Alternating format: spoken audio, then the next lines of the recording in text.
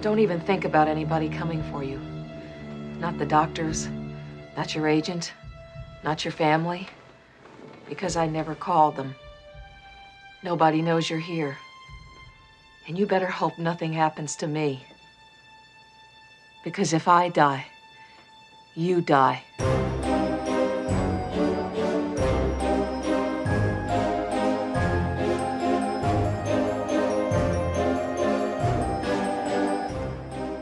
I'm your biggest fan, and welcome to What Makes It Scary, a seasonal podcast unleashing the fear behind your favorite and not so favorite horror movies.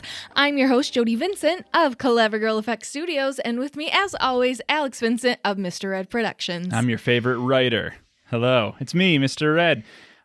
This is going to be a fun episode today. I hope so. I think, yeah, because traditionally we've done 2 episodes before, and both of those have been about two movies. So yes, usually like the movie and then the remake. There's been a remake. This one's a little different. Yeah, this is just one movie, which we've done episodes like that before. Cabin in the Woods was one of them. Yeah. So there's definitely enough to talk about to cover.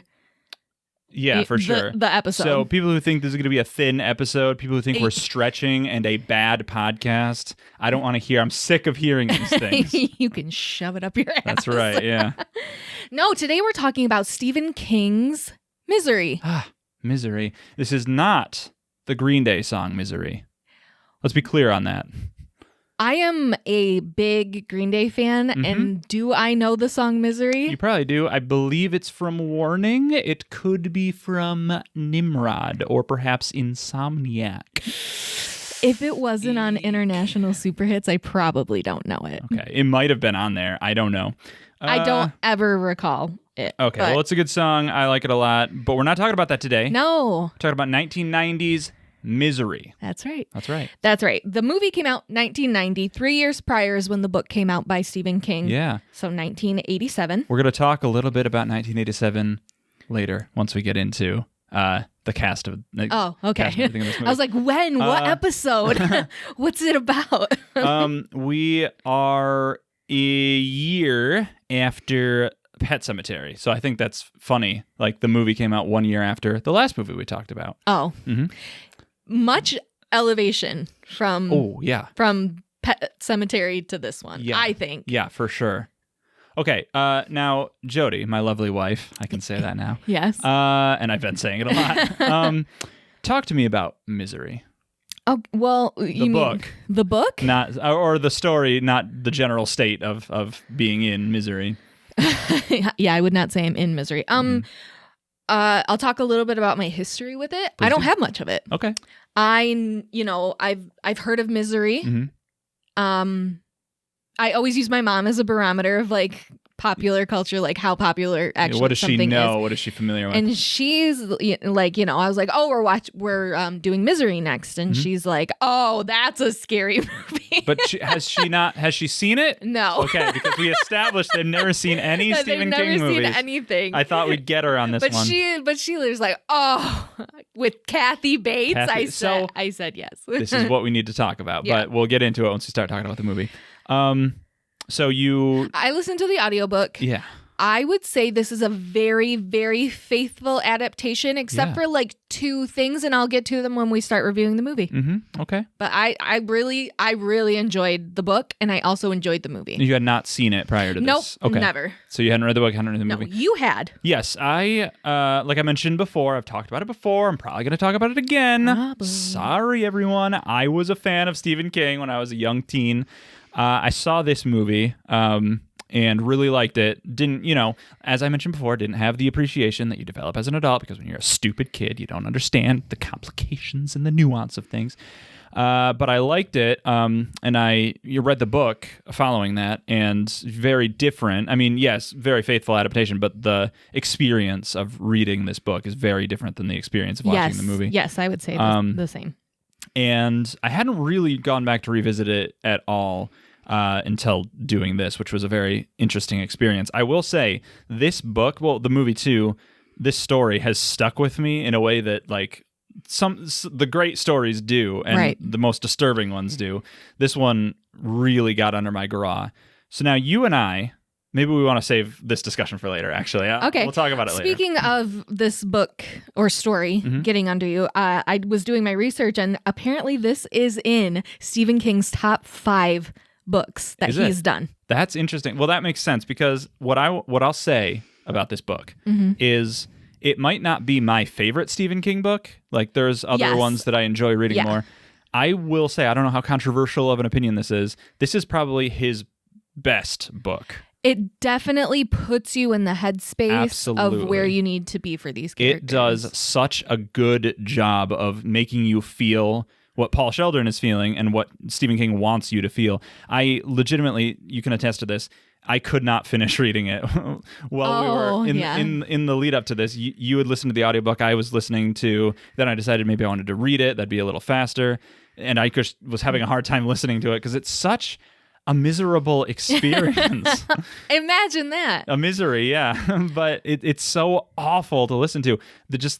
The brutality of it and just the hopelessness of it. Even when he's like, oh, I have a scheme, I'm going to try this. And then it never goes right. It just never comes out right. It's just such a hard read. And yeah, I actually I was like, I don't need to be in this mental place. I've read the book before. I'm going to see the movie. I don't need to read this again. All right, You're like, I won't put myself through it. Right. I'm a quitter. Well, that's okay. Buy my book. Okay, great. Not my book, Stephen King's book. Stephen King, you didn't write this. So 1990, the movie comes out. Yeah. And by this time, Stephen King is a well-known author. And people, like, anything that's attached to his name, he's on it. His name is a selling point. Yeah. Exactly.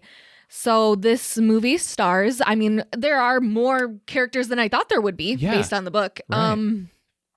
But our 2 main characters, Paul Sheldon, who's the writer, is played by James Caan. James Caan. Now, James Caan of Elf fame. Yes, of Elf fame. Well, this was a little before Elf. 13 years before Elf.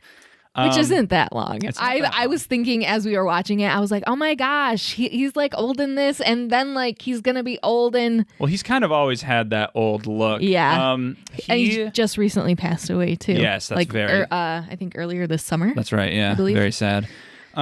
He got his huge break, I think, in The Godfather. He played Sonny. Right. That was his kind of that was his most well-known role. I don't know. I think Elf is way better. Okay.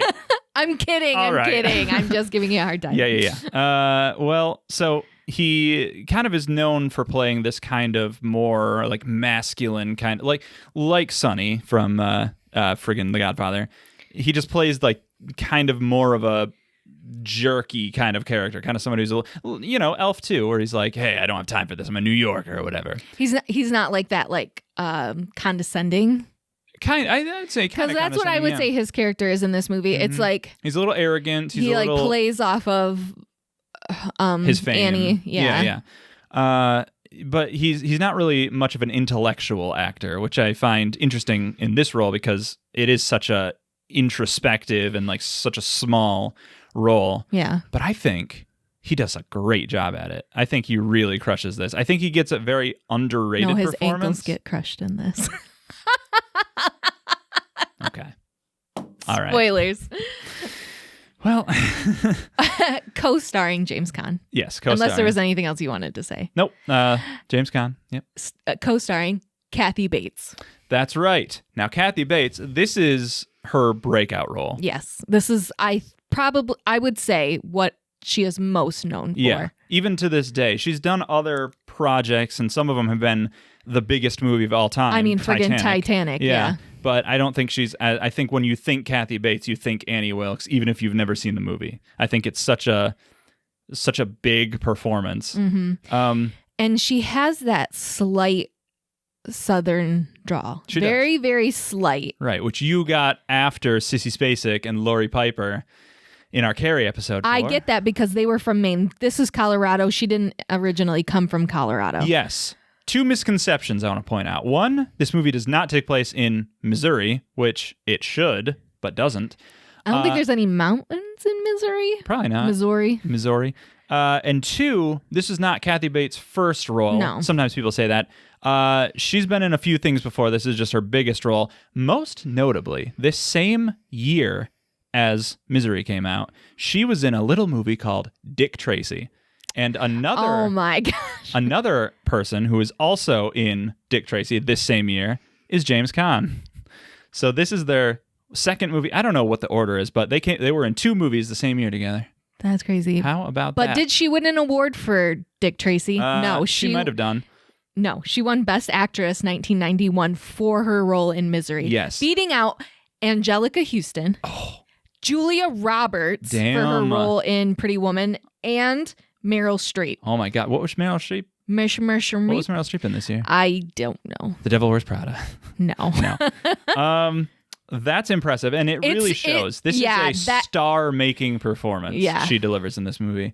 But what I was getting back to with the Southern draw, it made Annie Wilkes. Oh yeah, because I listened to the audiobook, and whoever's reading it, I thought it might have been Kathy Bates. It's not.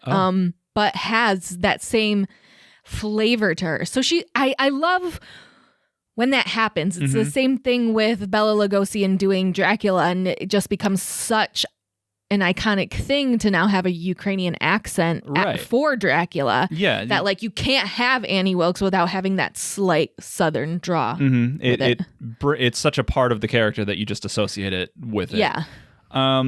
So those are our 2 main stars of the movie. We should also talk about the director of this movie. Yeah. This movie was directed by Rob Reiner. Previously, he's done When Harry Met Sally. He has done another King work, Stand By Me. Oh, wow. He directed that. And 3 years before this movie came out, in 1987, he directed another movie. We're going to table that. We're going to put that aside for a second. Okay. I want to talk to you about the writer of this movie, a Mr. William Goldman. Okay. Now, this is a man who's written some movies before. Most notably, he wrote a movie in 1987 that was directed by Rob Reiner. I want you to try to tell me what that movie was. Can I have any type of a hint? Have I seen this movie? You've seen this movie. Okay. This is... Is it a horror movie? It is not a horror movie. Okay, that helps. It is a movie that was based on a book, and that book that it's based on features in the movie. In what movie? That it's in. That the book was based on. That the movie was based on the book. There was a book that was written by William Goldman, the writer of the movie. Oh, okay. Then he had adapted it into a screenplay. Right, but the screenplay has the book in it. I have absolutely no idea. Indian in the Cupboard is like the only thing that comes to my mind, and that didn't come out till the 90s. The Princess Bride. Oh, okay. So this is the same team that brought us The Princess Bride 3 years before this movie. What range? I know. Now, Rob Reiner's kind of a wacky director. I think he makes movies that are weirder than this. He did This is Spinal Tap a few years ago before this. So I think he has more a hand in comedy, but he's done some other types of work too. Well, I always like that. I always like the widespread talent of a director or actor, and like the just links that they can go. They can do it effectively, all. Right? And they really pull it off. Right now, this movie is it's interesting between the adaptation element of like book to movie. Misery. Misery. I'm talking about now because it had to. There's some leaps that need to be made in order for this movie to make sense, which we'll talk about when we get into it. And I'm interested in. Well, why don't we just do that? Getting into it. Yeah, we can definitely. Awesome. Start right in. So, like we said before, James Caan playing Paul Sheldon. That's right. He's a writer. He's an author. Not exactly a stand-in for Stephen King, although he is when you talk about the story. But like in terms of his presence as a writer, he doesn't write horror books, which is interesting. He writes romance novels. Would you consider them romance novels? Yeah, I would absolutely consider. I just think preeminently in romance novels first and foremost. Yeah. Why? I don't know. I just also think of them as like adventure. I guess. Just like I can't think of anything to compare it to. I do. But what? Daniel Steele. Daniel Steele. Like the covers that you see in this movie, they're like pulling directly from that. And it just feels like these are meant to be like, suburban moms in their 50s, like reading paperbacks of I'm offended. Misery books. You are a beautiful lady. I love you. But that's Anyway, that's yes. that's what I draw. From He it. is the author of the stories, the Misery books. Yep. The main character is named Misery Chastain, young brunette. Yep. That has all these adventures. She's got these two suitors. It's kind of like a love triangle thing. And his fan base, her Misery's fan base, is a Kathy Bates type, or I should say an Annie Wilkes type. Like Yeah, don't say Kathy Bates. You don't know if she reads these. She might. It could be her bag. I don't know. But yeah, he's writing. We meet him. He's off in his cabin. He's alone. He's Yes, he is at Silver Creek in Colorado. Yeah, and he finishes all of his books there. That's right. He goes up there to exclude himself and when he's done with his screenplay, he smokes one cigarette, a single one, and orders a bottle of Dom Perignon. Dom Perignon. That's right. Yes, so he's working on a book. It's untitled. Yes, this is not a Misery book. Yes, because we have the scene that with his publisher about like, oh, I'm done with Misery. Like I'm done writing these books. Her story is ending in this next novel that's coming out. Yes. His publicist, played by Lauren Bacall, who is an old school, like golden age of Hollywood film star. Murder on the Orient Express comes to mind. She's in a lot of like big older movies like that. And she's I wouldn't say she's like notable in this in any way. She didn't stand out to me, but she exists. So. Well, with such a small cast, everybody stands out. They do, especially our other two kind of supporting characters we'll talk about. So he finishes the novel, puts it in his briefcase, and is like, I'm getting out of here. It's starting to snow. Yep, there's a blizzard coming in. He's going down the roads, and things start to get a little what do you call it? Fishtaily, where he's trying to get himself squirrely. Yeah. Doesn't quite make it. He ends up slipping, and then his car somehow he like goes up on sideways. a ramp and rolls down the side. Wasn't wearing a seatbelt. No, let me be the first one to tell you, seatbelts save lives. Was not. Plus, you're in a perilous situation. There's ice on the roads. You're slip sliding. What the hell are you doing? Put two hands on the wheel. I know you're worried about your manuscript for your book. He's over there holding down his like book. the soccer mom. Right. Keeping it from sliding around. It's in a briefcase. It'll be fine. It lands on the floor. Pick it up, idiot. It's not going to get damaged unless you crash your car. If you worked on something for like 2 years, you'd probably be pretty Maybe then I would put it in a seatbelt as well. Maybe. And myself. Whatever. He crashes. He ends up upside down in the snow. This could be a bad situation for him. Yeah, Turns out it's about to become a really bad situation for him. Because we have this figure that comes in, uses a crowbar to pop the door, and basically just picks up Paul Sheldon and walks She away pulls with him out of the cock-a-doodle car. Nice. Thank you. Sick reference. Thank you.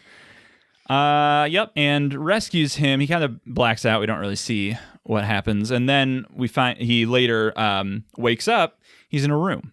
Right, much like a makeshift bedroom. There is an IV bag and just kind of... Yeah. This is not anything like the Brie Larson's room from like 2014 or something. Not like that at all. Instead, there's a room don't get that right. that's just a room. And he's stuck in, and his legs are broken. Yeah, and he's waking up to her standing up and going, I'm your biggest fan. I'm your number one fan. Uh-huh. Let me tell you. Please do. Let's back up just a little bit. So when the car crashed and there wasn't any reason really for it to crash besides just bad roads, I looked at you and I said, so he doesn't hit Stephen King. And you were like, what? And I was like, whoa, wait, stop everything. And Hold the presses. I'll be frank. What? And say that probably what I know Misery best from is the skit that they do in Family Guy, where they're telling the Misery story. Yeah. And the car's driving and it hits Stephen King. And while he's in there, he's like, oh, this would make for a really good book. And by the time he lands, he's like, okay, here it is. Wow. So I legit thought that was like a thing. Like, oh, there's just this like guy in the road and that's Stephen King's cameo. Sure. Okay. I've never seen this skit. So I literally was like, oh, so he doesn't hit Stephen King? And you were like, what? So to me, this came out of nowhere. Yeah. Threw me for a loop. Although that is interesting you say that because Stephen King's accident. Yeah, when did this happen? Do we know? 1999. Okay, so well after this book was written. Yeah. Which when I looked that up for this because I always forget when that happened. Right. I have always assumed that this book was written as not an allegory exactly, but kind of like modeled after his experience with getting hit by the van. But it was not. I mean, that had nothing to do with it. No. It's very interesting. But that's probably why Family Guy put it in there. Probably, yeah. Because he did get hit by a car. Yeah. Yeah. Probably. Okay. Anyway, back to the story. He wakes up in this room. Annie Wilkes, is taking care of him. Don't worry, I'm a registered nurse. That's right, an RN. And she's going to heal him up. She says, I rescued you. The roads were too bad. I couldn't get you to the hospital. You were too badly the phones wounded. are down. Yeah, phones are down. Once they clear the roads, which they're kind of out in the middle of nowhere, so it's not like a populated area. Yeah. Once the roads are down, I'll be able to drive into town and, call you an ambulance, and they'll probably come and fix the phones by that point. So don't worry. I'm just going to keep you here, and everything's fine. Now, everyone knows this movie, so everyone knows that, this is bad. Yeah. Yeah, she's Bad News Bears. But I just wonder about seeing this movie for the first time at the time and not having any context had read the book or anything. Just be like, oh, that's nice of her. Well, if you saw the previews, That's it's true. not going to go well. So unless you literally went to the movies because someone was like, hey, come watch this movie with us. I mean, it's called Misery. Right. You have to have it in your brain that the poster is her holding an axe or something. Well, no, it's a sledgehammer. Oh, okay, yeah. We'll talk about that. But yeah, she's like, don't worry about it. Everything's going to be fine. Here, take these pills called Novril. Novril, yep. Which is not a real drug. Not a real drug. It is a fake drug for fake people. For writers, novels, Novril. Oh, hey. Yeah. Whoa. I know. It took me an embarrassing long amount of time to realize that. Yeah, me too. I just did. Yeah. Okay. Well, and then she's like, so I'm a huge fan of your books. I've read all of the Misery books except for the most recent one, which hasn't come out yet. Which is the one that we found out earlier with his talk with his agent that he is planning on killing off Misery. Right. The book is called Misery's Child. Right. And he by the way, wants nothing to do with Misery anymore. Yeah, he feels done. very constricted by it, very trapped by it, very trapped in a room, in a bed, by the story that he's been forced to kind of fall into. So she's kind of drugging him up. Yeah. Keeping him at bay. Oh, yes, the roads aren't clear yet. Oh, yeah, blah, blah, blah, blah, blah, blah. Oh, yep, the phones are still out, that type of thing. Kind of stringing him along a little bit. Meanwhile, we cut to the publisher is trying to find him. He's trying to call around. Right. Hey. Oh, he always calls me when he's on his, when he's done with the novel and he's on his way back from Colorado. Right. She hasn't heard from him in a week. She knows he stays at this hotel, so she calls the town sheriff, the town deputy or sheriff from is it Sidewinder? Well, in the book it is Sidewinder. In the book it's Sidewinder. This is Silver Creek. Silver Creek. Okay. Calls the deputy whose name is Buster. Now, Buster is probably the greatest character in film history. I don't know. I think his wife's pretty funny Buster too. and his wife are a trip and a half, and I love them. I would kill for them. Don't say that. Okay, yeah, you're right. But yeah, they're a fun couple. So she is his deputy in the car. Right, and we learn about this because they're driving together, and he tells her, "Honey, in this car, you're not my wife, you're my deputy." And that's because she went to make a move on him because the drive was so boring. Yeah, she was getting all flirty. So he's kind of like, oh, well, maybe something did happen to this writer. Maybe. And just, starting to put pieces together. Sees, a tree got broken on their way, but they can't see anything because there's so much snow. Mm-hmm. So that kind of leads them to a dead end there. Yeah. Now these cutaways, to these people and to everything that's going on. I don't love as much as I love the characters, I don't love these cutaways. I feel like they take away from a part of what made the book so special. Oh, yeah, which was that bottle experience. What do they call that? A bottle episode? Well, yeah, a bottle episode where you're just trapped in one location. You really do feel what Paul feels, like I was mentioning earlier. It feels so constrictive because you never see anything else. Imagine if they made this movie like Rope.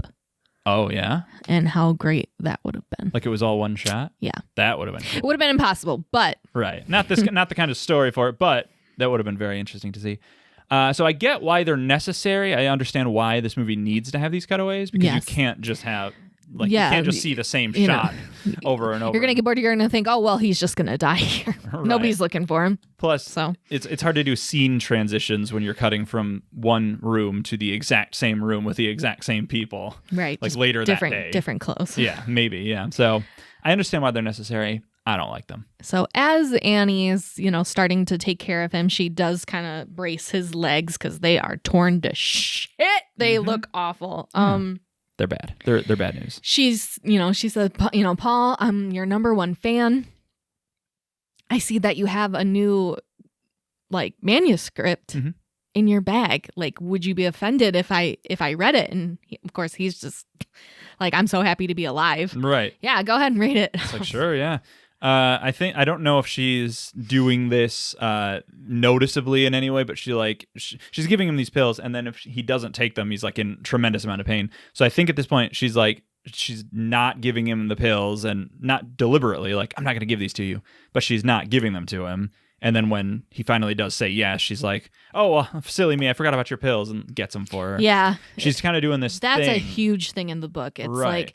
that's his motivation for everything, because he is hooked on this He's drug. addicted, and the movies do not get into that at all. No, because at one point he's not swallowing the pills, he's storing them in his mattress and all this other stuff. So yeah, that's such a huge part of the book. Right.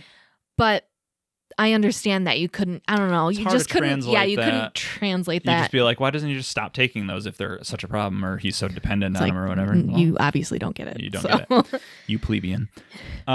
So this novel, which has a title in the book. In the book Misery, the book has a title, which is not Misery. No. Although how funny would that be? Although that is kind of the name of all of his other books. Right. Never mind. It's Fast Cars. Fast Cars, which is a bad name for a book. I That's what you think. It is. I do. Yes. Stephen King literally has a book called It. That's a good title. Anything could be a title. That's a good title. What's wrong with Fast Cars? It's boring. It's generic. It just you sounds like are judging a book by its what? By its title. Yeah. There's no famous saying about that. Well, the cover probably says the title on it. If you look at the book It, and you see that the name of the book is called It, you're like, ooh, that's intriguing. It's just the word It. I must know more. What is it? What does it mean? If you read the title Fast Cars, I'm thinking it's the 50s, street racing, it's boring. But if you see Paul Sheldon's I'm like, Cars. I'm out. I see Danielle Steele. I'm not. But that's it. I mean, at this point, it's his name recognition that sells books. That's true. So it's about the slums of New York and these drag racers. Right. And, it's about these slum kids, which Paul Sheldon was one, so he has experience there. I want to say the TV show Castle. We're going to talk about Castle. Nathan Fillion. Why? 2008 or whatever. He was a novelist, a writer, and they would release books that were from Castle. William Richard, I can't remember his name. It doesn't matter. But as him, and it would be like in universe, the books that he's writing are real books, and they were short. They were like very short books, but I wish that they had done that with Paul Sheldon. I wish that there were in real life Paul Sheldon books that you could pick up and check out and take a little look-see through. Take a gander. What do you think about that? I don't read too much, so it doesn't really affect me very much. But Annie goes and she reads this new manuscript. She does. And she, she keeps giving him updates. She's like, all right, I'm, 30 pages in. It's really good. I'm really enjoying it. It's the best, really good writing. Of course, your writing's always really good. There's just one thing, Paul. There's just one little thing. And at this point, Paul's still himself, and he's like, well, what could possibly be so Give it bad to me about straight, this? Annie. I can take it. Yeah. Yeah. And He's trying to be like warm and friendly towards Annie because Annie saved his life, and he is kind of like he needs her help to not survive. Yeah, to survive. So he's just like, sure, Annie, what is it? He's kind of like a little, like you were saying earlier, condescending, but not in a super obvious way. Like, oh, whatever, Annie, whatever you say. It's just very subtle, which I think, again, very underrated performance. Mm-hmm. So she's like, well, it's the swearing. The swearing, Paul. There, I said it. And then she just goes into this huge thing. You don't see me going to the store and saying, get my effing this and get my bastard this and get all this stuff. Her trying to swear is really funny because, like, funny. you used to be like that. Okay, listen. I don't need this. This is what I want to say about the movie as a whole and Kathy Bates' performance. It's a little cartoonish. Yes. Kathy Bates goes for it like 110%, which is great, but it's a little bit silly, not in a bad way, just in a way that I don't think was there in the book. I mean, these lines come directly from the book. Sure, they do. But like you have the zoom ins on her face and her like leaning forward into the cinematography camera, is outrageous. The acting and just all of it. I think you can get away with a lot in a book that when it's in a movie, it just, comes off differently. And I feel like there's a lot about this story that, feels a little silly watching it as opposed to reading it. Maybe that's just me. Well, I think it's just the first introduction to like this too of Annie. Yeah. And like the highs and lows that she goes through. Yes. And how she gets so worked up over absolutely nothing, pauses, and then goes back. It's just a moment to like show us the quote unquote crazy within. Right. Yeah, and that's the other thing about it is lots of people I think have tried to like diagnose Annie and be like, if she were a real person, what would be happening with her? Mm-hmm. I think a lot of people have like a bipolar thing associated with her. I think we will get more into that in What Makes It Scary. Okay. Because I have a theory. All right. I'm excited.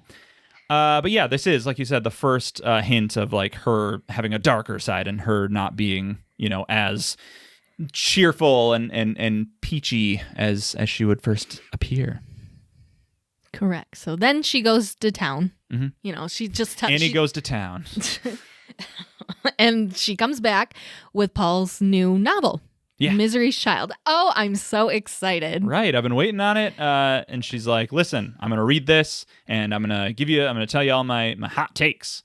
Give it to you in real time. I'm going to live tweet it. And why at this moment after seeing that first like little outburst, why he wouldn't immediately be like, crap, she's not going to be happy about this. What's he going to do? Nothing. I'm just like, it seems like it hits him blindsided. I guess so. Maybe he wasn't thinking about it, or maybe I think he still has this thing of like, yeah, she's a little weird, but she's, she can read a book and understand like that these are just characters. Yeah, and there's like things happen to characters. Sometimes they're good, sometimes bad. Oh well, and she'll be sad about it, but who cares? Like I don't think he is aware of the depths of her. Whatever she has. Whatever she is. Yeah, whatever's wrong with her. Yeah. So she, and again, giving him updates. Oh, yep, I'm on page 19. Oh, yeah. I'm on, and then like just, one night she finishes the book and just, silently sulks into his room. Is like, you. Yeah.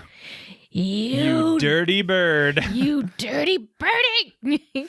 Yeah. Because he's killed off Misery in childbirth. And he's like trying to explain that to her. Like, oh, back in this time, like women died all the time in childbirth. And yeah, it's blah, blah, blah, blah, blah. And she's just not having it. She's like, you killed her. Yeah, and he's like, no, I didn't. She's like, well, then who did? And he's like, that doesn't compute. She's fake. She's not real. I know. I understand Annie so much in this scene, and it's because I'm Annie and you're Paul, and it just doesn't. Yeah. Like, I'm just like, no, this is all your fault. And you're like, no, that's the story. Right. And who wrote the story? You did. Well, I didn't, but yeah. So she like grabs a vase, like a plant holder, and she's like gonna hit him with it, but then stops and hits the wall. Yeah, just like goes batshit. She's wilding out for sure. And he's just like, Annie, stop it. No. Down, Annie. Yeah. And then what she does is like brings in a little like charcoal grill and puts his crap, quote unquote, novel in it and is like, you have to repent. This is a terrible. Right. She gives him a match novel. and is like, you need to light this match, light the book, let it burn. And he's like, I'm not going to do that. Why are you being this way? It's a book. He keeps saying it like that. A book. No, he doesn't. And she's like, listen, Paul. And she's holding the gas can and she's dousing him in gasoline. Yeah. This is the scene that I have the biggest problem with. I agree. Go ahead. But for one thing, she does it at first like it's an accident. Like she's holding it and she's just, what do you call it? Being animated with her hands. Right. But then she's very clearly like dousing bed with him on like with the gas. And the lighter fluid. It's not the lighter gas. fluid. At no point is Paul like he looks at it and he's concerned, obviously, but he's not like stop doing that or whatever. And also he's not like, I'm not going to light this match now because I'm covered in lighter fluid and that would be dangerous. Well, that's just story. I guess so. I don't like it. But yeah, so he does end up burning the book because she's like basically threatening him like, either you burn the book or I'll burn you. You're right. So he does, and then it goes up in flames, and it's, intense. And so Annie's, I got to take this, I got to clean this up. And then she's also flinging this gas can around the open fire. I'm just like, Annie, girl, get that lighter fluid away from that fire. You're going to hurt somebody. Yeah. You're going to hurt yourself. You're going to hurt somebody like Misery the pig. We haven't talked about the pig Misery. Paul Sheldon literally wakes up in this big old like brown pig. It's just the last thing you expect is a pig to walk through the door. I hate pigs. There's two things I hate. There's twins and there's pigs. Okay. And I don't like pigs. I think they're gross. I think they're ugly. They're smelly. You're mean. Everything about a pig, I'm not into so it, except for how they taste. You're so mean. After they've been killed. This is a cute pig. He's so cute. This might be the cutest pig I've ever seen. He's very, very cute looking pig. So I have to give it up for this pig. This pig's name is Misery. Yes. She's named him after, Right. Misery And Chastain. In the credits for this movie, it lists Misery the pig as herself. So I don't know if that's actually the pig's name in real life, but that's how the credits imply, and that makes me happy. And she is a cute little pig. That's right. Basically, she just has a pig. It never really comes up. I think it's more of a thing in the books. Yes, because she leaves at one point and like the animals die. Yeah, because she's gone for so long. Yeah. She's like, that's how much she's lost it. She doesn't even care for pigs anymore. There's a lot of pig imagery in this book, though. She has like a stuffed animal that's a pig. Later on, there's like a statue of a pig that comes into play. Mm-hmm. So there's that. Yeah. So she's got this new cockamamie idea that, since I have Paul here, and he killed Misery. That's right. And he can't go anywhere. You're gonna write me a new book. That's right. We're gonna make things right. Yeah. A new Misery book. You're gonna fix it. You're gonna bring Misery back, and everything will be great. There'll be no problems at all. Okay. And he's like, no. A likely story, Annie Wilkes. He's like, I'm not going to do that. And she's like, yes, you damn well will. Well. So he's like, okay, well, first of all, she brings in this huge typewriter. Mm-hmm. And he's like, I can't use this paper because it smudges. I can't use this paper. And she's just like, oh, well, do you need anything else while I go to town? Mm-hmm. And all this stuff. So she leaves. And he finds a bobby pin on the floor. That's right. And is able to unlock his door. Yeah. Because he had done research for fast cars, quote unquote. And the book. And found out how to open locks. Yeah, he's learned how to do that. It's an interesting little skill. So he gets out into the rest of the house. Mm-hmm. And he's in a wheelchair now. Have we said that? She brings him a wheelchair. Oh, no, probably not. But so... he's got this wheelchair. He's able to kind of look around. He knocks over a little penguin statue, and it's a very tense scene. And is a dumbass. She has all these like glass animals on this table. They're all facing one way, and he knocks the penguin off, and he turns it the wrong way. Right. He does grab it, which is it's a tense scene. He's able to grab it so it doesn't break on the ground. That's cool. But then he puts it on like backwards. complete hello, they're all facing one way. Paul, you little shit. But these are the things I would be thinking about. I would be thinking about, is my wheelchair leaving marks in the carpet? Like, she's going to know that I'm out. Yeah. And he goes over to the phone. The phone doesn't even have guts in it. It's just for show. What is the point of this? Well, in the book, it says, like, as long as everything looks okay on the outside, there's no reason for anybody to be suspicious. Yeah, which I guess that's Annie's whole thing. Right. Yeah, he's able to do that. He tries to go out the front door. That's locked. I guess he can't pick that lock because there's like a deadbolt, which I guess is just harder or whatever. Right. He does, and I maintain this is a very tense scene. Oh, yeah. You were laughing at me because you're like, you know what happens. I was like, yeah, it doesn't matter. It's tense. There's like another door through the kitchen that he like can't get through in the wheelchair, so he has to like pull himself out and lay on the ground and crawl across, and you can see her like pulling up through the driveway, and you're just like, oh, and so he's got to like get back in his chair, go back to his room, close the other room that had all the drugs in it that he stole. He took some of the Novril. And get back to his room and lock it. Why you couldn't just like lock it from the other side? Like, that's how locks work. Yeah, well, maybe not in the 90s. He's able to make it back just in time. He's all sweaty, and she's like, why are you sweating? And he's like, I've been masturbating while you've been gone. No. I need to pass the time somehow. You left me without my pills. Right. And she's like, oh, you silly bird. So yeah, he makes it out of that one just barely. And then he starts writing the book. Gets a little bit of a false start. Yes. Because he writes, apparently, we don't see this. In the book, we actually get to read this book that he's writing. Mm-hmm. Obviously not the case in the movie. He apparently just writes her alive again, or like... that she didn't really die. Yeah. It's just like, oh, they were mistaken, or like they got to her in time and saved her, or whatever. And she goes off on this. Right. And it's like, this is not... She goes off, Queen. This is not what the picture shows are supposed to be. She talks about these old serials about, chapter plays where they would end on a cliffhanger of somebody in danger, and then the next week or whenever they would show you the next one, and they would get out of danger somehow. They'd avoid it.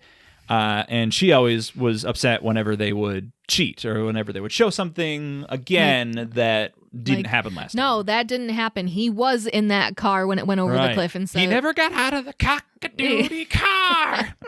Again, camera is zooming right in on her face. And this is, I think, a very chilling scene because you can imagine like being in a theater with like a bunch of kids or whatever, and like one of them just starts freaking out about something like this, and then everybody, like, you could just...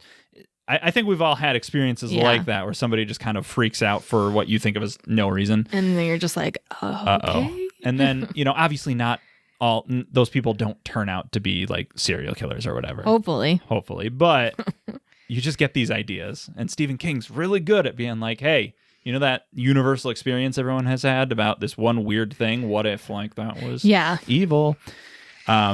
So very good. So very basically good throws out his first idea and is like, no, you have to do this right. She was in the ground, buried, and that's where you're going to pick up from. Yep. And he does come up with this pretty compelling story about how, she was stung by a bee and had this anaphylactic shock. She was in a coma. And that's like the significance of that symptom is a sign of royalty and all this other stuff. Yeah. So he does write a book. Yeah, and so this is like a runner throughout the movie is him like working on this novel. He does say, okay, first chapter, done. Guess what, Annie? You and me, we're going to celebrate. Right, he's like, will you have dinner with me? Will you have dinner with me? Yeah. He's kind of leaning into this a little bit now because she has been like dropping hints about how she used to be married and she's not now. Right, she was on trial for something in Denver. Right, we hear about that. But she's kind of like talking romantically at him in a way that's like... Oh, yeah. She straight up says like, I love you, Paul. Right. And then she's like, your books. As a writer, I mean. and then it eventually just turns into like, no, I like love you. Yeah. You're not gonna get this reference, but this is like the opposite of tsundere, which is like an anime thing for. So funny. It is funny because it's where like there's a girl who's cold and hostile towards a guy, but then like secretly likes him and like warms up to him as it goes on. This is the opposite because she's nice and sweet, but then is more evil as it goes on. So. Oh my gosh, you're there you right. go, anime fans. Throwing you a little bone there. Opposites. So he's been storing these pills. Yeah, we've been seeing this. And so then he makes himself like a little envelope and he starts opening all the pills and the powder into one envelope. Yeah, like a little. And little drug bomb. this is not in the book. No. And so I was like, what the hell is he doing? What's all this then? What was the meaning of this? So they have dinner. Another tense scene. Yeah, he pours 2 glasses of wine, and then, before they could toast, he's like, oh, wait, you should really get candles. That would make it perfect. She leaves. He takes out that envelope and pours all of that powder into her wine. One that would all sit on the top Yeah, it would. of the wine. It doesn't mix in. And even in the scene, you can see it about an inch thick at the bottom of the glass. Yeah, there's like a layer of sediment. A layer of sediment. Now, I just realized why this scene is in the movie. 3 years earlier, they did The Princess Bride, where there's a poisoning the wine scene, and they switch them around. Keep switching them. That's why they made it up for this movie. That's a thing. He always has to have a. It's the Rob Reiner staple. It's the and William Goldman. Rob Wine or staple because it's always. Yeah, okay. thank you. I was really proud of that one. That was pretty good. So. He's trying to kill her, poison her. Or at least knock her out so he can escape. Yeah. And, she goes to toast and spills it. And he's like, she does, yeah. He's like, my God, again, I will never get away from this. Again, such a subtle performance because you can see the defeat and like the misery on his face when he like realizes that he's been foiled inadvertently, but he doesn't let any of it show really, but you can see it. I love James Caan in this movie so much. Meanwhile, Buster and his wife, Yes. well, mainly Buster, is reading all of Paul Sheldon's novels because they found his car. Yeah. The snow has melted enough that they found his car. Like, It's been months, by the way. A lot of time passes in this movie. So like some people are like, oh, he's definitely dead. He probably crawled out of the car. We'll find his body. He either later. froze to death or he got eaten by like a bear or whatnot. Yes, but he's like, nope. Something else is... Something weird's going on because he sees that there are crowbar marks on the car. So he's like, he was... broken there was out somebody of. else involved here somehow. Right. But he doesn't know specifically. So he's trying to get in the head of a Paul Sheldon to find out. Which is really funny. Yes, him reading these, again, Danielle Steele-esque novels in bed next to his wife. Makes me laugh so much. Yeah, he's like making all these notes like, oh, yeah, like really good quotes or whatever. Yeah. Again, this is a little silly, this whole thing. There's like one quote. It's like, if there is a higher power than man, I will be judged by him. And he like writes that down, which comes into play later. So, right. So then like, things keep going on. Paul keeps writing the book, yada, yada, yada. Mm-hmm. And then Annie falls into like this deep depression. Yeah, it's raining out. She's like, oh yeah, it's the rain. And rain always makes me feel blue. And then she's like, I know that you don't love me and I really want you to, but she's like, I have this gun. Right. She pulls a gun out. And I really want to use it. Yeah. Maybe one day I'll put bullets in it. She's being very morose and very she's like, I'm going to go away for a while. Right. So she leaves in her bathrobe. Yep. And so Paul gets out again from his room using the bobby pin to pick the lock. Yep. Goes out there, takes a knife out of the knife block. Yeah. At this point, he's thinking, okay, like anything to. I need to like self-preservation at this point. Yeah. And he also finds this scrapbook that's just sitting out. Yeah. This is cool because he finds his book. It's called Memory Lane. He saw it earlier, but he didn't think too much of it. He's just memory book, whatever. He sees it again now. It's open. And it's got articles about him, like Paul Sheldon, local author goes missing, presumed dead. He's like, oh no, these are current articles. Flips back to the beginning. It's like, I got to see how this whole thing started. Sees a bunch of like little baby Annie Wilkes pictures. Here's about like her dad was like fell down the stairs or whatever, which I don't know if the movie's implying something here or if this is in the book or whatever. It's in the book. It is? Okay, cool. That like he fell down the stairs and died and her like her rival in nursing school fell down the stairs and died. All these and mysterious accidents. Yeah, happen. she becomes head of geriatric ward, and those people start dying, and then she becomes head of the pediatric ward. pediatrics. This is where I'm a little like, oh, I don't like this. And it's presumed that she is killing all of these people and babies. And then she kind of gets caught. They talk about like infant deaths. Yeah. They're like, oh, many infant deaths tied back to head nurse. And Annie Wilkes takes a stand, dragon lady, just all this horrible, horrible stuff. Not so like Khaleesi from Game of Thrones. No. We're talking about the dragon lady Annie Wilkes this time, not Daenerys Targaryen. So it just kind of cements that like, oh, she will kill me. Right. We learn that she's not just unhinged. She's like a serial killer. She's a dangerous like monster at this point. So he's like, okay, well, he's got his arm in a brace. Yeah, cast. And he stole the knife. Yes. So and he has it hidden like in the sleeve of it. We see him practicing. He's practicing taking shing, it out. Taking it out. I made a comment how it's making the shing sound. But there's there's nothing for it to be shinging against. There's no metal, it's just coming out of fabric, so it should just be like. Right. If anything, you wouldn't hear it. But shing. So then we have another really tense scene where he's in bed, he's waiting, she gets home, and you can hear her coming up to the door, and you can the shot of him in bed with his arm in the sling. Yeah, you can practically see him holding the knife. Yeah, like I was thinking that you can see his hand gripping something under there, but it's so tense. But then she doesn't come in. She so he falls asleep. Yep. Because he's like, well, I'll see you in the morning. That's right. But then he wakes up in the middle of the night and she sticks a needle in his neck. No, that's not what you want. Drugging him hardcore. Hardcore, yep, right in the neck. Because this is the scene that I really want to talk about. Yeah, we have to. So in this scene, he's really high on whatever drug that she just put into him. Mm-hmm. And she's like, Paul, I know you've gotten out. Mm-hmm. And I don't know how many times you've gotten out or whatever, but I'm definitely need to teach you a lesson. Right. She found the penguin. Penguin was twisted. The knife was missing. He goes to like reach for it, and she pulls it out because she took it. She's like looking for this. Yeah, and she knows that he knows about the scrapbook, and she's like, all right, all cards are on the table. Yep. Yeah. So. Basically, I'm not going to kill you because you have a book to finish. Right. But yeah, I'm going to do what they call hobble you. And she goes into this, She talks about slaves in like diamond mines. Yeah, the coal miners. Which is a problem. And she gets a board. And she puts it between both of his feet that are still splayed out and still kind of broken. He still can't No, he can't. He really can't use them. Right. Yeah, puts his feet on each end of the board, then takes a sledgehammer. Yes. And cracks his ankle. I'm sure shatters the bone on each side of his ankles. It's a hard scene to watch. It's pretty brutal, pretty awful. I will say, watching this movie again as a young kid and seeing that, and it's like, oh, that's scary, that's awful, whatever, blah blah blah. Hey, I'm gonna read this book, this delightful little novel. Oh my god, yeah, I was waiting for this scene.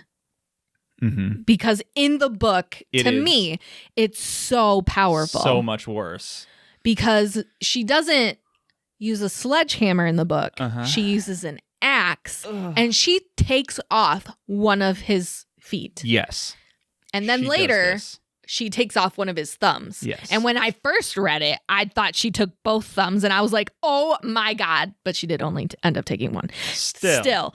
Now, something we need to talk about. I think the book had it better. Okay. Yeah. What do you mean better? Like, I don't think the movie carries as much weight. Yes. When you use a sledgehammer to break his ankles on the legs that he can't walk on. They're already broken. Right. Yeah. I agree. I think it's much more horrific in the book. Now, you and I both share something in common, which is fear of like losing limbs. Or I didn't know that you had this fear as bad as I do. Yes, it's disturbing. Dismemberment, right, is one of my biggest fears. Yeah, I would say that is something that probably I think most people have a little bit.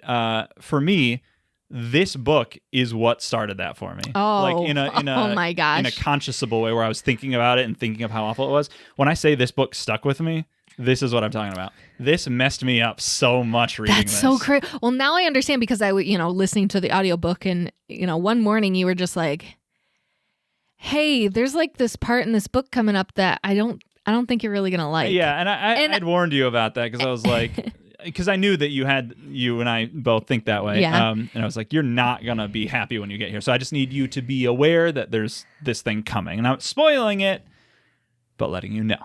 And I'm very thankful that you did because it is. And the fact, I just think it weighs more that like, spoilers, at the end of this movie, he can walk still. Right, on crutches, but he's still like himself and he still has like all of his Imagine limbs. Losing a limb and you have to live with that for the rest of your life. I don't want to. That's the thing. It's Right. awful.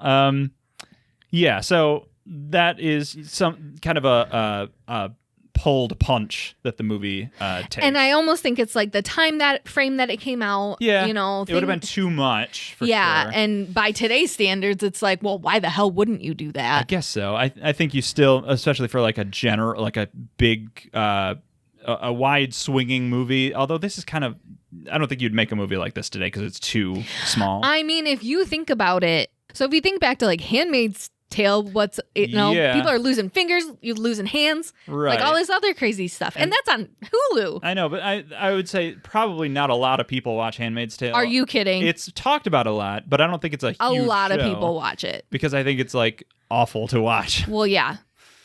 But I'm just like, losing limbs carries more weight. It does. And I agree with you. I think Stephen King almost needs to take a chapter out of George R.R. Martin's book and not necessarily let everybody walk away. Okay. That's just like, George isn't afraid to kill some characters that you really like. Right. And Steve, I think he lets a lot of people live that maybe shouldn't. Are you saying Paul Sheldon should have died? I don't think he should have died. I think what happened to him in the book is what should have happened to him in the movie. Sure. Well, Stephen King didn't write the movie. That's true, but I still stand by that something could have happened. Yes, I agree. So, this is the famous scene. I think it's the scene that everyone knows. Everyone talks about it, and now that I've seen it, I'm like, wow, I was really let down. Yeah, it very tame by modern standards. Just the effects, I think they look good, but they're just not. I don't know. There's something about it that just doesn't feel as, especially if you've read the book and you're familiar with, what happens there. It just doesn't have the same level of just nauseating horror that it does in the book. So that happens. And basically, it stays pretty tame until Buster is in the library. He's looking up old newspaper articles, and he finds one on Annie Wilkes and the trial of the dead infants. Mm-hmm. And she's quoted in the newspaper saying... Yeah, well, right. We see her having quoted because she's judged, and then I think is she convicted? Does she go to jail? She doesn't. Okay. Mm-hmm. As she's being let free, deemed not guilty or whatever, she, says... if there's a power higher than man, I will be judged by him, which is the line that he wrote down earlier. Again, I think that's a little conceited. I think it's a little like... That would never happen. Right. They wouldn't print her saying this line, which they might not even realize is a quote, but she wouldn't be... I don't know. But also, him suspecting Annie, he sees her out in the wild. He knows who she is. It's not like she's like a new person in town. He sees her and is like, and then goes to the library to look up these newspapers, which... Did he just forget that there was somebody who was convicted of serial killing in the town? She wasn't convicted. Well, that was put on the stand. Yeah. Still accused of whatever. Right. Whatever. He finds out that it's her. He does not tell his wife deputy. He doesn't know that. But he goes to her house to see if she knows anything and to kind of get his foot in the door to see if he's there. This is bad policing, I'm saying. I agree. This is terrible. Yeah. Like, tell someone where you're going. And take somebody. Right. Never go Not your alone. wife. Yeah, don't take your wife. Don't take your deputy. Take someone. He goes alone. He shows up and he's like, Annie, my name's Buster. I'm going to look around your house. Do you mind? She's like, no, I don't. And this is smart. This is not in the book, and it is very smart. I like this a lot. She is letting him see anything because she has Paul hidden downstairs. By the She way, drugs him. Right. Again. As soon as the police officer starts driving down the road, she runs in the room, stabs him with the thing, and throws him. Basically, launches him downstairs into the basement. And it's like a hidden door. Mm-hmm. So she's leading Buster around the house, and he's looking around, and she's following him and saying like, oh yeah, when I heard about this writer who I was a huge fan of, like, you know, when I heard what happened to him, I was upset, I was distraught, but then I prayed to God, and God gave me a sign that I would be his successor. I would finish the work. So I went and bought this typewriter and all this paper, because he did, by the way, he did go and ask like the bookstore owner. It's like, hey, that Annie Wilkes come by and buy any Sheldon books? She buying anything else weird? And He's told like, her, unless you think paper is weird. paper and a typewriter. So she gets ahead of it, and she's like, listen. And so he looks around, but then he doesn't find anything conducive. Right. So he leaves. Yep. And we get these shots of Paul, who's been taken downstairs, like drugged, but he's like waking he's flailing up. around. Again, the fastest acting drug. Well, here's the thing. Okay. If you're taking drugs, Yeah. and you're taking them often, you become immune to them. So this is what happens to drug addicts. They'll, I don't know drug terms. Sure. I take this amount when I first started, but now I've increased it, and now I take like this amount. Yeah. Well, then they go to rehab, and they relapse. Yes. And they pick up right where they think they left off, and that's how they OD, because your system's not used to it. It could be that he just metabolizes it faster because his body is used to having these drugs now. Right. A lot of people who OD on drugs are people who have like relapsed after a right, because they go back to the same amount that they think this is what's normal, but their body's not used to it, and so it's very tragic. But yeah, so he's waking up and he ends up knocking over a grill, and this happens right as the sheriff is about to leave, but he hears it. And so he turns back and he's like, what was that? Yeah, and now Paul's yelling like, I'm here, I'm here, I'm down here, and he opens the door to the basement. He's literally like at the bottom of it, sprawled out. Right, and he's like, help, get me out of here. And he's like, oh my, the sheriff's like, oh my God, it is you. Boom, just gets this huge slugger right to the back and bursts out the front from a shotgun. This has not been like a gory movie at all. But that was like, pow. Like you had the hobbling scene, which was, horrible, but not bloody. Not bloody at all. And then you have this, which is just such a intense moment all of a sudden, which is really cool. Falls forward, dead. Yeah. And so this is kind of like the climax of the movie, but it's like a little stretched out of a climax, which I think is really cool. Right, because now she's like, well, people will come for him. And she's like, and Paul, like, we're both going to die. Yeah. Because I put 2 bullets in my gun, and I'm going to use one on you and one for me. And Paul's like, you go first. No, he's like, wait till the morning. I'm almost done with the book. And of course, she's his number one fan and loves these books. And she's like, okay, I'll give you till the morning. Right. Since he was down there by that grill, he grabs the lighter fluid. Yep. He pockets it, which those cans, by the way, are loud. Have you ever held one of those things that like pop and like slushing around? Yeah. No, he takes it, and then he has a plan. We don't really know what it is yet, but he's got something cooking. And again, it comes back down to, okay, Annie, you know how when I finish a book, you know what I do. And she's like, yep, you take one cigarette, the match to light it, and a bottle of Dom Pérignon. Yeah. Or whatever she says. She says it wrong. Something weird, yeah. So he finishes the book, and he actually does. This is a weird thing. He doesn't just like da-da-da-da-da. He's actually writing it. He gets the last chapter done, and then he's like, Annie, I need all this stuff. So she brings in, the cigarette and the match. The cigarette and the matches and everything, and then, a glass. A single glass. And the bottle. She's like, wait, there's one thing you're forgetting. We need 2 glasses this time. And she's like, oh, you're right.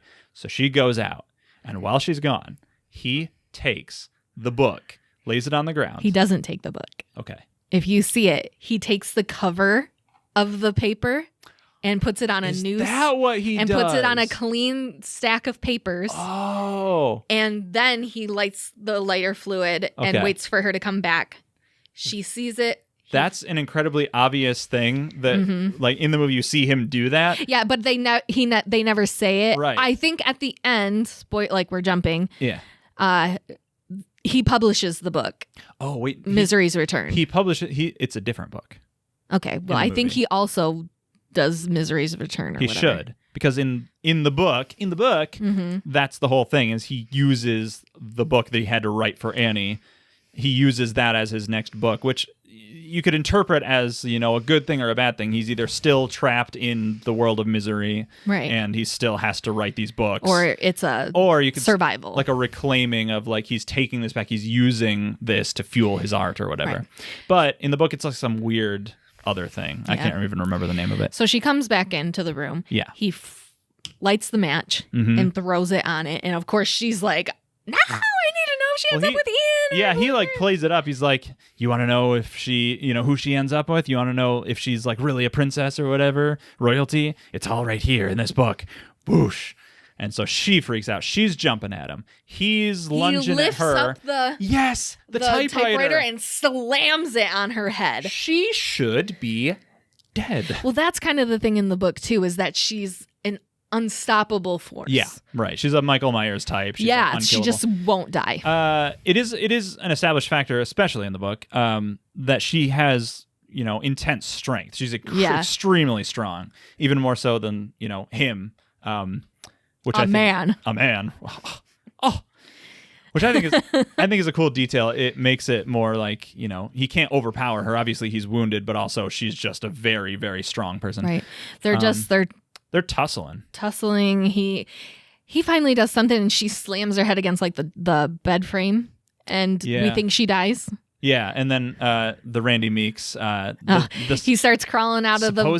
Supposedly dead killer comes back to life for one final scare. And that she does. She jumps on his back, and this is when he grabs like almost like an iron, an iron pig, and like boom. And then she really is dead. She dies, and then it fades away to like 18 months later or whatever, which is both a good thing and kind of silly, because it's like, well, what now? Is he going to crawl out of there? But honestly, you don't need to see him crawling across the snow to like the nearest town or whatever. I mean, he would try to drive, I'm sure. I guess so, but I mean, his legs are both broken and hobbled. Ooh.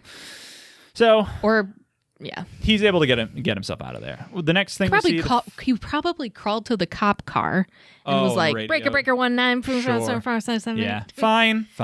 So that's what happened. You don't need to see it, but I would have wanted to see it. Okay. He meets with his publisher, and they talk about this other book, and then he's still seeing Annie. There's like a waitress that comes by that is Annie for a little bit. It's Kathy Bates, but then it's somebody else. And she's like, "Are you Paul Sheldon? I'm your #1 fan." And he's just like, "I want to fucking die." Yeah. And that's it. Yep. That's the movie. It's the end of the movie. Yeah. Which is just, I mean, it's just like the book. I guess so, yeah. Yeah. So that's how it ends. Right. But let's talk about what makes it scary. Oh, boy. What makes it scary? First, before we do that, sure, let's talk about, I think I kind of forgot to do this in the last episode. Sure. Let's talk about the things in this movie that are recurring King themes. Okay. Because I did this with the Carrie one. I want to do this with this one. Sure. You have the character who is more evil than they at first appear. Classic King staple of like the bullies in school who are just like, they're kind of mean, but then they're actually like super evil. Annie Wilkes, classic evil King character. You have the trapped isolation element. Now we see this a lot with King. We see this in The Shining, which is all about being trapped and isolated. Also in Colorado. Hey, Stephen King hates Colorado. Stephen King hates Colorado. Calling him out. You have Gerald's Game, which is similarly a character trapped in a bed in a room by themselves. Yeah. Interestingly enough, you have I brought it up last time. Under the Dome. You have a whole town trapped in this town. So this happens a lot. There's a lot of Stephen King books where somebody's just like trapped, cannot escape their predicament in a very confined setting, and that's interesting.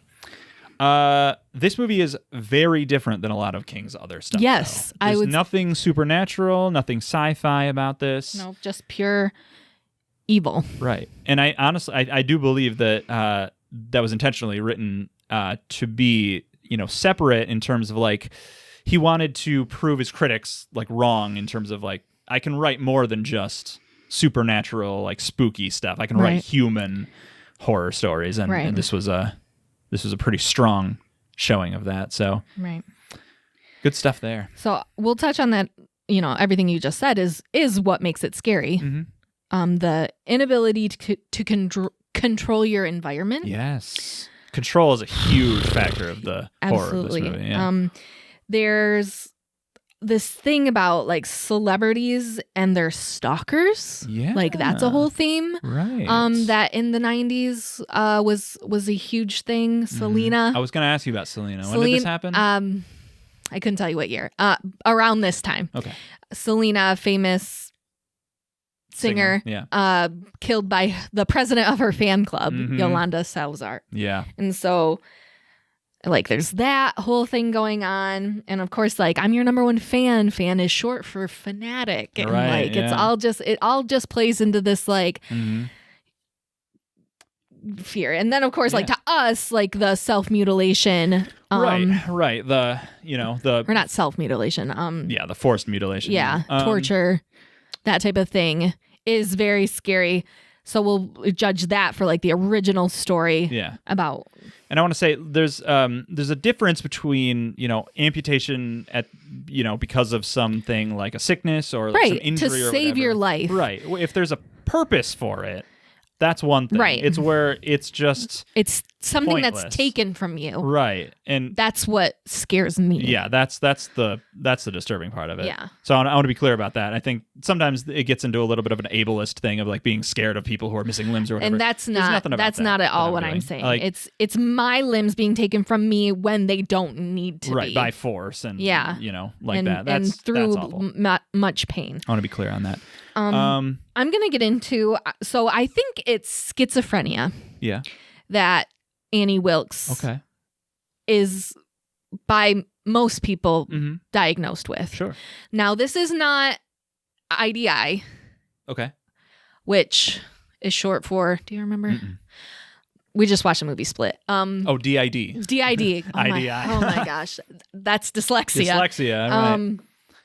Where it's not a bunch of that DID is a bunch of personalities that dissociative identity disorder that live in one body. Right. Schizophrenia is like hearing voices, seeing things, being paranoid about things that aren't the ups there. and the downs and the and just extremes from one end to the other and not being able to control any of that.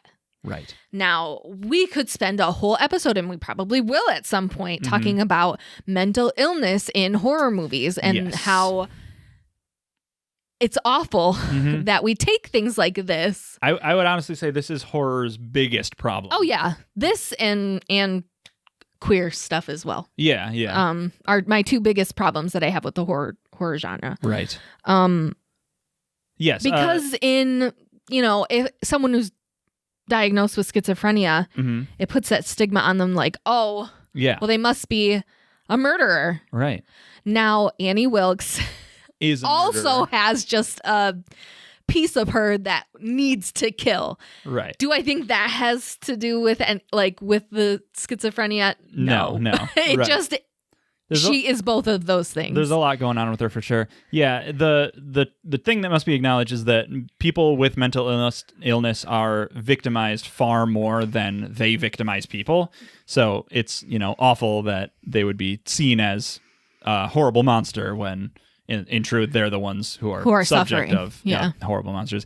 But the fact is that in this movie, Annie Wilkes is a serial killer first and foremost, and any presentation of her is kind of a detail second to that. So I'd say her as a monster is in the form of her being a killer, and that's kind of just it. But I do like one of my favorite things about this story is that you can relate to Annie. Yeah. On some levels, when you're a huge fan of something, and we've seen it recently with D&D fans and how upset they are at this new movie that's coming out. But when you're a fan of something, you want it to be done justice and Right. just all this other stuff. So you can relate to Annie. Yeah.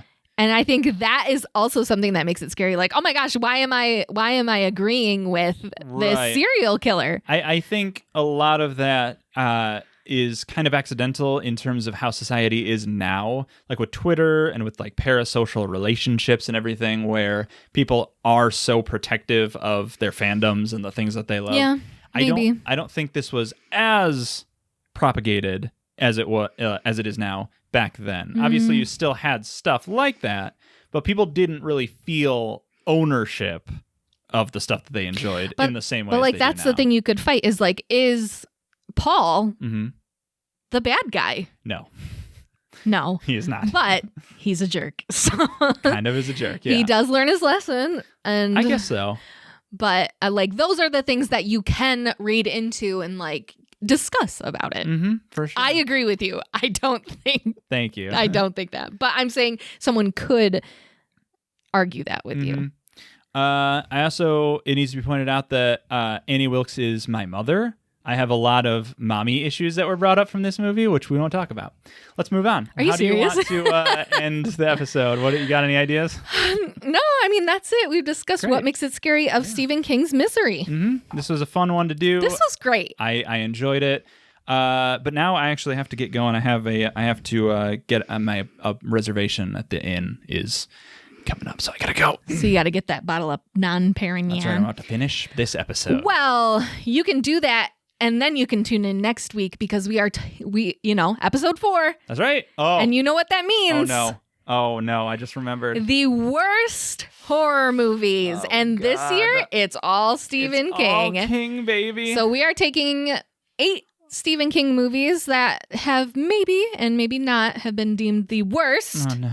And we will pin them against each other and see who comes out victorious. I dread this episode. I'm every year. so excited because would I don't think rather- I've seen any of these movies. I would rather be tied in bed by Annie Wilkes than have to go through these movies again. Well, maybe I'll have you do that. Okay. But tweet at us your favorite and not so favorite Mhm. Stephen King movie. You can tweet the show at Makes It Scary. Yep. You can tweet me personally at Clever Girl, the letter F and the letter X. You can find me at Mr. spelled out the long way, Red Plays, at Mr. Red Plays. All right. Well, we'll see you next week. We got a lot of work to do. That's right.